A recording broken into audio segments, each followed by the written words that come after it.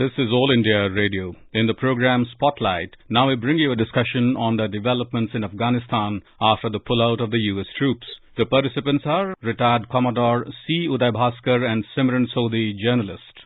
Commodore Bhaskar, when you see this change in Afghanistan, and today we see that the US presence after 20 years is finally over in Afghanistan, and it seems we are heading to a new cycle in Afghanistan where the Taliban are going to run the country. How do you assess the situation for Afghanistan and generally for the region also? If one were to review the events of today, August 31st, 2021, as a security analyst, I would look at this as a very significant punctuation as far as the global calendar is concerned, because it is symbolic of very, very major development as far as the profile of the United States and its allies is concerned. Meaning that if you recall the events of 2001, 9/11, September 2001, and where we are now on the cusp of September 2021, I would say that the world has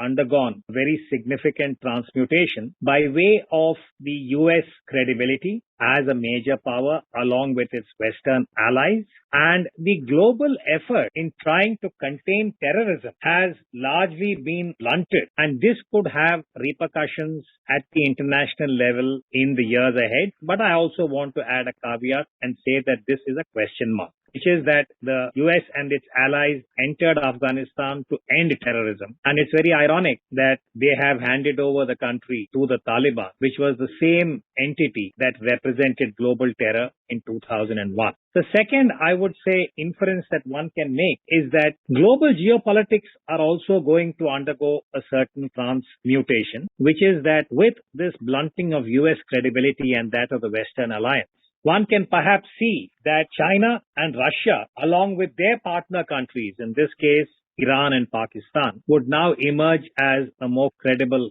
cluster in terms of global geopolitics. And how this will shape is, of course, still a work in progress, but we can see some early signs. And the third, which has a lot of relevance for India, is the regional dynamic. And here I think the emergence of Pakistan as a critical country in terms of events in Afghanistan and what this could mean for India's core security interests is something that we would have to monitor very carefully. So I would really look at this as multi-layered, global, regional, and the implications for India. Commodore Bhaskar, we also saw that Monday the UN Security Council under India's presidency has adopted a strong resolution demanding that the territory of Afghanistan not be used to threaten any country or shelter terrorists, and that it expects the Taliban will adhere to commitments made by it regarding the safe and orderly departure from the country of Afghans and other foreign nationals.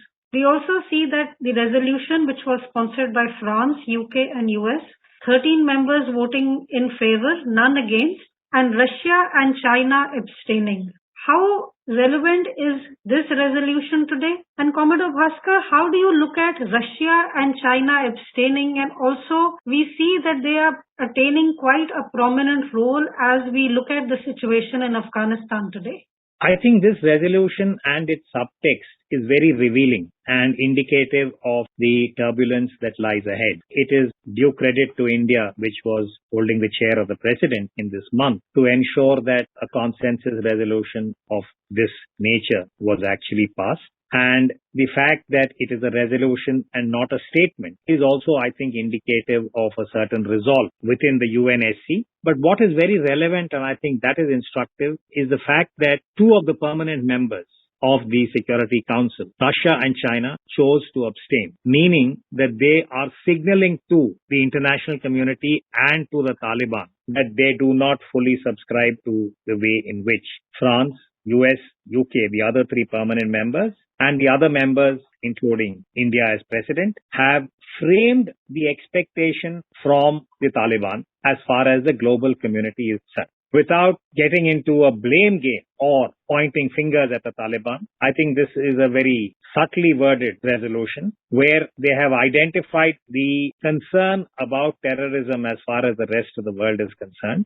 and have, in a way, I think, drawn certain red lines for the Taliban in terms of what is expected of them when they govern the country. But there is again, I think, another element here which is the contradiction, that while Russia and China may have abstained as far as the resolution is concerned, they have a very deep concern about terrorism emanating from Afghanistan and impacting their own bordering areas, which have seen this kind of potential for jihadi fervor. We are familiar with China and Xinjiang and their Uyghur problem, the fact that they have kept almost 1 million people in camps, and Russia's own experience for the last 20 years since 9/11 with various movements, both in the Central Asian states and those bordering Russia, where there is potential for jihadi fervor. So I think in that sense, the anxiety is common across all the major powers who have had an experience of jihadi terrorism. But at the same time, the politics is also surfacing, wherein these two countries have chosen to abstain. There is a new cluster forming.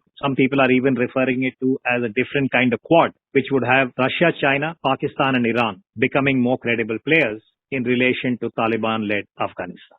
Commodore Bhaskar, how do you see the fact that India, and we have seen Prime Minister Modi has set up a high-level monitoring group, and India is watching the situation in Afghanistan? How do you feel India is looking at the situation and the developments? How does India deal with this change in Afghanistan as we go forward? Prime Minister has set up this high-part committee itself is indicative of the concern that, or the seriousness that India attaches to what is happening in Afghanistan. India, I think, has a number of core security interests that could be impacted by instability and turbulence in Afghanistan, and if the orientation of the Taliban is inimical to India. There are various exigencies that could follow. After all, we had an experience with the Taliban in December 1999 when Mr. Vajpayee was the Prime Minister. We remember that hijacking of the aircraft and that whole case. Now, I think what is of immediate concern to India, and this is my personal assessment, is that the domestic situation in Afghanistan could become very turbulent and unstable, because I think a humanitarian kind of challenge is emerging. The Taliban has not yet demonstrated an ability to govern and have in place basic structures of governance on a day-to-day basis. And this includes having the ability to ensure that food and other supplies are made available to the people of Afghanistan, both in the cities and in the remote areas. And secondly, even issues like banking, ensuring that people have access to whatever they need for their daily needs. And the medical situation, even as far as COVID-related challenges are concerned, all of these need day-to-day kind of efficiency. I mean, a simple thing like Kabul with its large population needs to have clean water and sanitation that is acceptable as far as hygiene and public health are concerned. Now, this doesn't seem to be in place as yet, because all the reports that one sees from the media is that most officials and professionals are scared. They are afraid for their lives. They don't know how they'll be treated. So this kind of instability and the lurking danger about the Taliban, I fear, could lead to a humanitarian challenge. We are not even aware how the children and those who are in need of medical help in Afghanistan now are going to receive professional attention. Reports talk about a shortage of medicines. So these are the kind of things where India, I think, had a very positive role to play in the past. Whether or not the global community would be able to re-enter Afghanistan, if so, in what manner, and ensure that the people do not suffer more than they already have, is going to be the biggest challenge. India's voice would be heard with respect. And there are some overtures. The Taliban itself is trying to reach out to India, saying that they want to engage with India. The next few weeks will be very crucial. Commodore Bhaskar, do you feel that Afghanistan and regionally, also globally, is the world a safer place today? Has the United States stayed there 20 years? Have they been able to decrease the terrorist threat level which countries face? Or do you feel that we are back to square one at the end of almost 20 years? I would say that if we talk about square one, and this is reference to September 11 and the attack on New York, the World Trade Center, and the Pentagon in Washington, my sense is that this kind of a spectacular attack with the number of people who were killed in 9/11 is unlikely to happen, I think, in terms of the probability, that this perhaps is low probability. But what I do think is a matter of concern is that after the Taliban have emerged victorious in terms of taking over Afghanistan, though there is a small pocket of resistance even now as we speak in terms of the northern Panjshir, kind of units that are under the leadership of the former Vice President Amrullah Saleh. We don't know how this is going to evolve in the weeks ahead. But the victory of the Taliban in Afghanistan and the fact that they have declared Afghanistan to be an Islamic emirate will embolden other groups. Now, at the moment, we are not quite sure as to how groups such as the ISIS, both the parent Islamic State, which is in West Asia, its South Asian variant, which is the IS Khorasan, ISK, as also the Al-Qaeda and many other terror groups, some of which have directed their attacks against India. For instance, the Jaish-e-Mohammed, the Lashkar-e-Taiba, the Haqqani network, all of them have got a footprint of terrorism, which is under the umbrella of the jihadi fervor that we have seen that is the software for this kind of terrorism. That is how it is justified. How they are going to interpret the victory of the Taliban, and will they be emboldened to carry out other attacks? Now, this could take many forms because much depends on the objectives of each of these groups. Now, the ISK, that is the Islamic State Khorasan, which has taken responsibility for recent attacks in Kabul, including at the airport, may decide that they would regroup and try and carry out similar attacks as part of their agenda, which is to have territory, as they did briefly in West Asia in relation to Syria, in which case I think the whole region is likely to see a fair amount of turbulence and bloodshed and violence. The other possibility is that Pakistan and the ISI, and whatever be their reading now of the asset that they have in Afghanistan, and if they decide to step up the investment in terror, though they keep denying it, and that is directed against India, either under the guidance of the deep state in Pakistan or even autonomously, because many of these groups now, after 20 years, have become technologically far more refined in terms of their technique and lethality. They might decide to operate independently, and that in turn could be a global concern. So I think the triumphalism that could be associated with the victory of the Taliban in being a catalyst for the jihadi elements and terror groups is something that I'm sure all security agencies and intelligence agencies globally would be monitoring. But this potential, to my mind, is reasonably high, and which is why I think the US withdrawal from Afghanistan in this manner could embolden and give greater impetus to the same forces of terrorism that they had sought to contain in October 2001 when the global war on terror began. Commodore Bhaskar, we've also seen, and you mentioned all these terrorist organizations, the Taliban, Al-Qaeda, the ISIS-K, Haqqani network.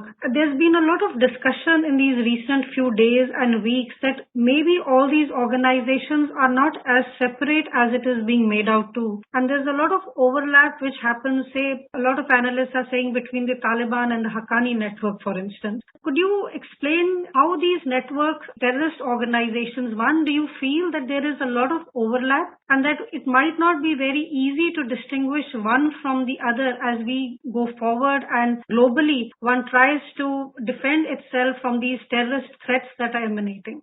My reading is that in terms of the central characteristic or the DNA of almost all these terror groups that we bring under the jihadi umbrella, that they have cardinal, I would say, commitment, which is their interpretation of Islam and picking up the gun and engaging in violence and in killing, wanton killing, in furtherance of their objective, which is their interpretation of Islam. And some of them are extremely inflexible, particularly those under the Sunni basket. And for instance, the Taliban, the IS, Khorasan and the IS itself, their very inflexible interpretation where they have taken or put to the sword many of the non-Sunni denominations. We have seen this in West Asia. We've seen this in Afghanistan, where even within the Islamic faith, those who are deemed to be minorities, apostates, there are different ways. Pakistan has its own, I would say, version of this. So this, to my mind, is one of the central features that we have seen in most of the major groups.